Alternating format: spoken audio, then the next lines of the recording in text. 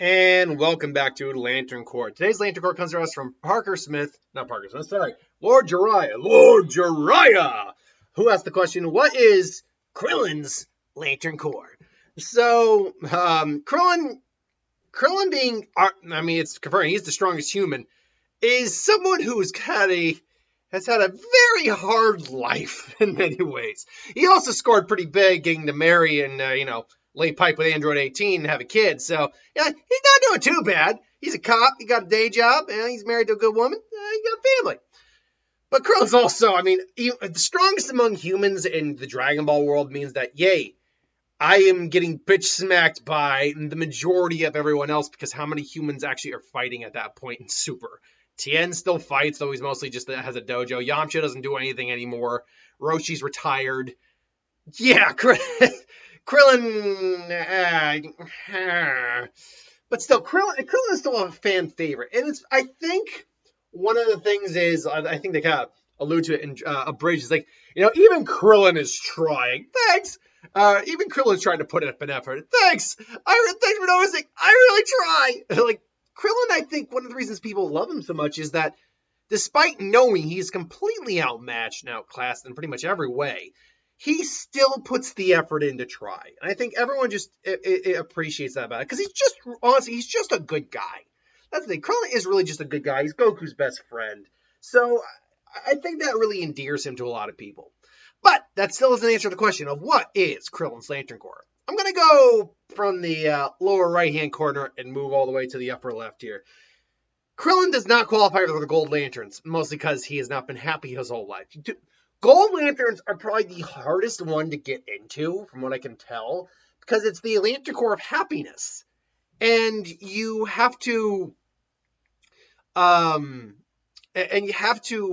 be basically... I mean, I'm sure there are some mild exceptions. Like, if you've been sad for a little bit, but if it's probably like a majority happy to sad or something like that, or your sorrow has not been has been minor sorrow, then yeah, I mean, you can. I would imagine the Gold Lanterns could work, certainly. But Krillin, has not been the case. There has been lots of times where they have just been mourning, inconsolable. I'm scared. Too many emotions to go through there. A Lantern Corps that does work, however, and it is kind of just sad and textbook, but would be, and there you did it again. I hate this thing. Would be the Green Lantern Corps. You have to have great willpower and overcome great fear. Krillin has to do that in spades, and he's still scared half the time. But he still is able to overcome his fear, especially for examples of this would be when Cell was trying to absorb 18. He was scared of Cell, no doubt, but he was putting everything he could into trying to stop him. And he failed miserably, but he was doing everything he could. Granted, he can be overwhelmed by fear, certainly. You'd think Green might be his de facto Lantern Corps, but Krillin is easily scared and frightened. Hell, one of the arcs in Super for his recruitment for the Tournament of Power was him having to get over his fear of death and dying and everything that's happened to him. He ultimately did, but I don't know how, matter of fact, as we saw in Dragon Ball Superhero, he still, if he can, will avoid serious action just because I've got no chance in this fight. So Krillin's definitely could qualify for a Green Lantern, but at the same time is one of the few individuals who could qualify, but could also easily lose it in the right context. So yeah, speaking of fear, he is not a fear lantern. Krillin does not strike great fear in the hearts of anyone. He's also not a rage lantern. He's been angry, but a lot of people have been angry. Just because you've been angry does not mean you qualify for a rage lantern ring. To qualify for a rage lantern, that rage has to be the dominant emotion in your heart consistently, and that is just not Krillin's case. A lantern ring, though, that we could say he qualifies for. I like how I said I'd start from the right bottom corner and work my way to the top. Instead, I just opposite it. But what we could say he qualifies for is the lantern ring of, and did it again, is the Star Sapphires. And this is because he ultimately loves his friends, and he loves his wife, and he loves his daughter. So you could definitely say, especially near Super Era, that what he's doing is out of obligation and love to his friends and family. So I would ultimately say that yes, I would say that love could definitely be a qualifier. But again, I think it is on the weaker end of the spectrum, to be sure. Compassion is a weird one. I considered compassion, but I think it just I think it would just be uh what's the best way for me to put it? I don't think it would be a very strong. He's got compassion, but he's got other things like his will. I think overrides his compassion. His other things outride compassion. So I don't think compassion works. Nor do I think hope works. Not to say he doesn't have hope, but you have to be both a beacon of hope and to keep faith alive. And Krillin just is not a beacon of hope, sadly.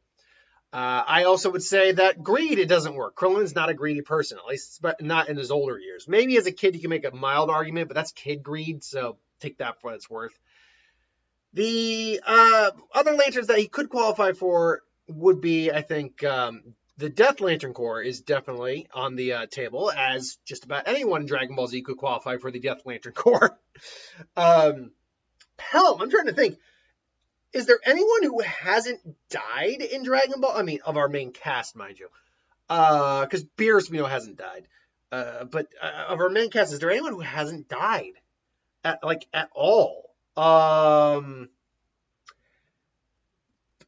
Even Bulma died in a separate timeline, but that's separate timeline.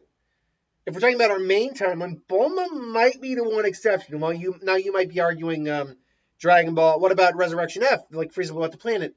True, but if I'm not mistaken, she was rescued by Beerus and Whis before they turned back time. Yeah, honestly, no joke. I think everyone has died at least once, save for maybe Bulma. So yeah, except for Bulma, everyone could qualify for a Death Lantern ring. And Krillin has died 1, 2, 3, 4 if you want to count the Android timeline. 4 times? Krillin's died quite a bit. 5. Boo. Forgot Boo. So at least 4 times in main canon timeline. 5 times in with an alternate timeline included. So Krillin has died a lot. So he could very well be a Death Lantern. And through that death, and his wanting to protect but not being able to, there also lies shame, the ultraviolence. Krillin is someone who definitely for a while was carrying some shame with him. Now, by the end of Super, he seems to have foregone that shame and been able to get back kind of like to a space mentally where he was prior. But if we are looking at prior to Super, yeah, there was definitely prior to Super and maybe post Cell. Maybe there was definitely some shame there. Definitely. But as it stands currently within the canon, I don't think shame works. I don't think an ultraviolet lantern works. Last but not least, here's life. Despite being alive and having fathered a child, and a protector of the planet, I don't see Krillin as a really good qualifier for life. He lives a life, but he's not a qualifier to represent life, I don't think.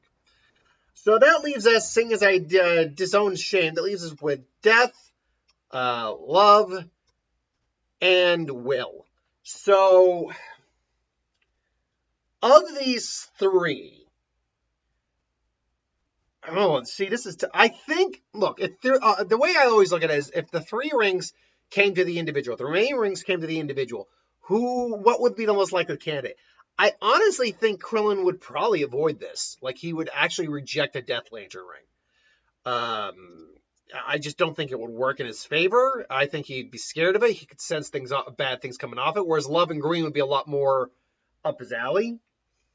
Will is the more likely to go to him, but it's also the more likely for him to lose. If he were to accept a Sapphire ring, I think he'd hold on to it a lot more effectively than a Green Lantern ring. Because fear is not the enemy of love. So, I would probably say this. The most likely candidate for the ring he would get is the Green Lantern ring.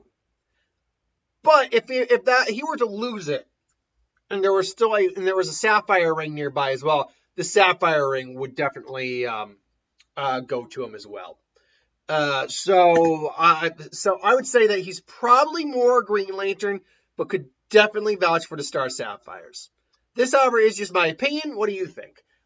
Thanks for watching. Hope you enjoyed. Like, comment, share, subscribe. Would you choose any of the following lecture course I did for Krillin, or would you choose a different one? Let me know in the comments below. But until then, thanks for watching. Hope you enjoyed. Like, comment, share, subscribe, and I'll see you next time.